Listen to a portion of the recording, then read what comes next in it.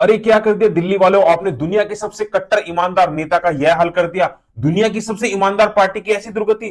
सरजी के शब्दों में कहूं तो दिल्ली के मुगले आजम को तुमने रायता आजम बना के रख दिया। तुम लोग ने दुनिया के सबसे कट्टर नेता ईमानदार श्री अरविंद केजरीवाल जी को हरा दिया। दुनिया की सबसे बड़े शिक्षा मंत्री सिसोदिया जी को भी पेल दिया। तुम्हारी इतनी हिम्मत, मान माफ नहीं करेगा। हम आदरणीय सत्येंद्र जैन जी भी हार गए हैं। और इतना ही नहीं, नित्यानंद सौरभ भारद्वाज जी को भी दिल्ली के बेरहम जनता ने पेल कर रख दिया।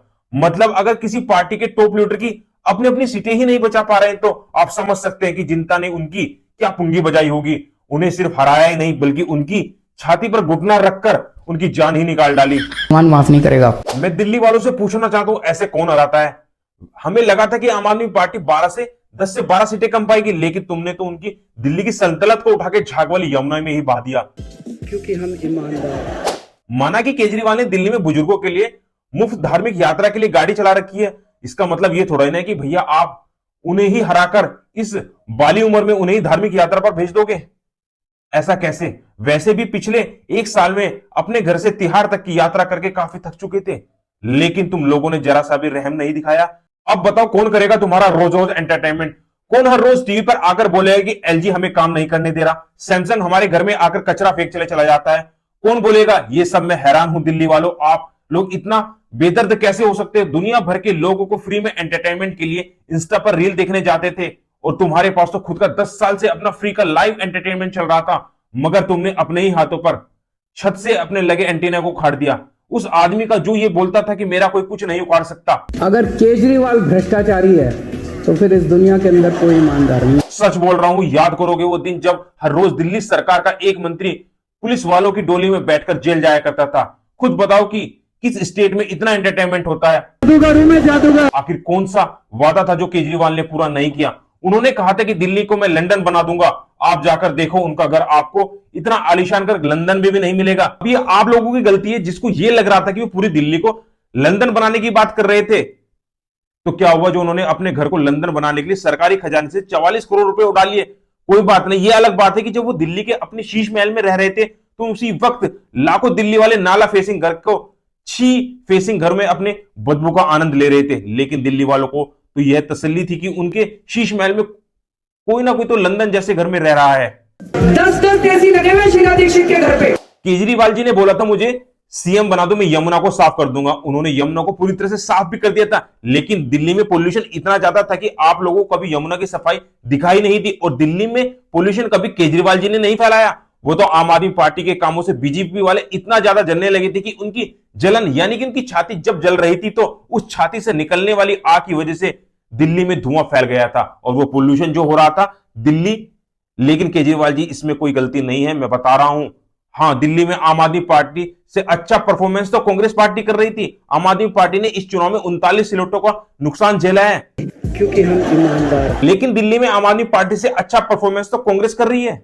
आम आदमी पार्टी के इस चुनाव में 39 सीटों का नुकसान हुआ है, लेकिन कांग्रेस तो पिछली बार के मुकाबले में एक भी सीट का नुकसान नहीं हुआ। भाई तालियां बजनी चाहिए उनके लिए, क्योंकि पिछली बार भी 0 सीट थी और इस बार भी उनकी इतनी हुई है तो उनको कोई नुकसान नहीं हुआ है। आर्यभट्ट ने जीरो का इन्वेंट किया होगा, लेकिन कांग्रेस पार्टी ने जीरो को रीइन्वेंट करने में लगी है, तो उसमें कोई बुराई क्या है? बताओ, क्या राहुल जी की अलग तरह की रणनीति हो सकती है? हो सकता है इस बार वो आलू की जगह जीरो से सोना निकालने वाली मशीन बनाने की ट्राई कर रहे हो। मैं उसको भूल गया था। दोस्तों, ये तो हो गया हंसी मजाक की, लेकिन अब मैं मेन मुद्दे की बात करता हूं। आखिर दिल्ली में इस चुनाव में नतीजों के मायने क्या है? कौन से वो 4 टेक अवे हैं जो इस रिजल्ट से हम लोग ले सकते हैं? इस रिजल्ट का सबसे बड़ा मैसेज यह है कि अरविंद केजरीवाल को आज कोई भी ईमानदार नेता नहीं मान रहा है, क्योंकि जिन केजरीवाल की ईमानदारी इमेज की वजह से आम आदमी पार्टी दिल्ली में नहीं बल्कि पंजाब में भी सरकार बनाने में कामयाब हुई थी, आज वो खुद अपने इलेक्शन को हार गए हैं। तो आप समझ सकते हैं कि उनका ओरा टूट गया है, उनकी इमेज खत्म हो चुकी है और जनता उन्हें एक लालची और भ्रष्ट नेता की तरह देख रही है। क्योंकि ऐसा हो ही नहीं सकता कि जो आम आदमी पार्टी केजरीवाल जी के चेहरे पर 2015 में 67 सीट, 2019 में 62 सीट लाई थी, वो आज 22 सीटों पर अटक गई है और उनके साथ तमाम बड़े नेता खुद अपना चुनाव हार गए हैं। इसका सीधा मतलब यह है कि लोगों ने भी लगता है कि केजरीवाल जी पार्टी में बाकी पार्टियों की तरह पिछले 4 सालों में शराब नीति को लेकर केजरीवाल और पूरी तरह आम आदमी पार्टी को इल्जाम लग रहे हैं। लोगों ने भी काफी हद तक उन आरोपों को ठीक माना है। केजरीवाल जी इस बात का जवाब नहीं दे पाए कि 10 सालों के बाद भी यमुना गंदी क्यों है।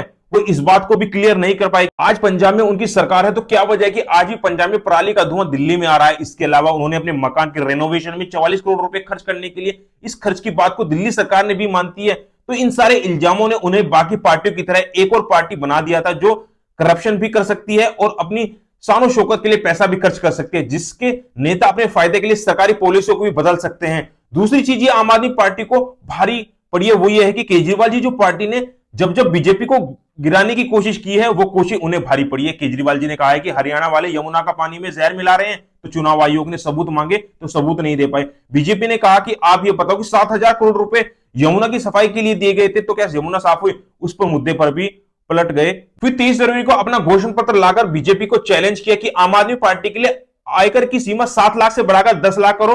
आम आदमी पार्टी को पता था कि बीजेपी ये कर नहीं पाएगी। बीजेपी ने आयकर की छूट की सीमा 10 लाख या 12 लाख कर दी। आम आदमी पार्टी ने अफवाह फैलाई कि बीजेपी तो गाली देने वाले रमेश बतूड़ी को मुख्यमंत्री बनाना चाहती है, मगर उसके बाद उन्हें रियलाइज हुआ कि उनकी इस बात से तो बीजेपी को ही कालागंज सीट से और उनके आसपास की सीटों पर जाट वोटरों का फायदा हो सकता है। जब उन्हें यह बात महसूस हुई तो वो खुद इस मुद्दे को हटाया और आम आदमी पार्टी ने कहा है कि हम सत्ता में आएंगे तो महिलाओं को 2100 रुपए देंगे। बीजेपी ने कहा तुम 2100 रुपए दोगे, हम 2500 रुपए महिलाओं को देंगे। बीजेपी ने लगे हाथ आम आदमी पार्टी से ये भी पूछ ले कि ये बताओ जीतकर आओगे तो महिलाओं को 2100 क्यों दोगे?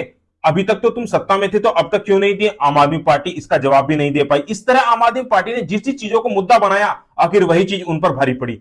2024 में जब लोकसभा के रिजल्ट आए थे दोस्तों और बीजेपी को मेजोरिटी से 30 सीटें कम मिली थी, तो बहुत सारे लोगों ने दावा किया था कि मोदी का जादू अब कम हो गया है। देखना हरियाणा महाराष्ट्र के बाद में दिल्ली में बीजेपी हारेगी। इसके बाद नीतीश बाबू या चंद्रबाबू नायडू बीजेपी से सपोर्ट वापस ले लेंगे और उनकी सरकार गिर जाएगी। मगर हुआ क्या?